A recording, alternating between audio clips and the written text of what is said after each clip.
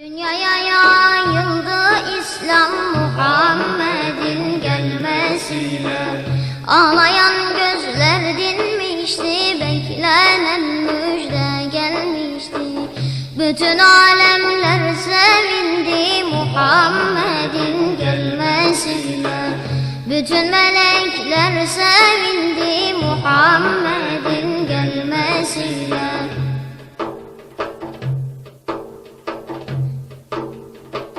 Musa İsa haber verdi, İbrahim neslinden geldi.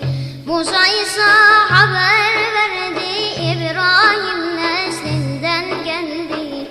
Alem muradına erdi Muhammed'in gelmesiyle.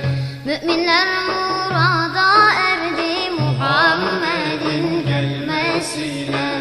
Ağlayan gözler dinmişti, beklenen müjde gelmişti.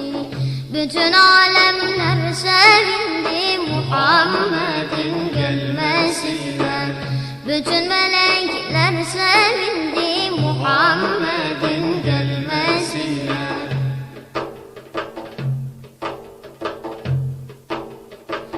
Doğmadan o yetim oldu, buna uyanlar ümmet oldu. Doğmadan o yetim oldu, buna uyanlar ümmet oldu. Tüm insanlık huzur buldu Muhammed'in gelmesiyle.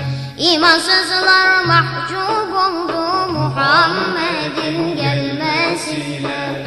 Ağlayan gözler dinmişti, beklenen müjde gelmişti.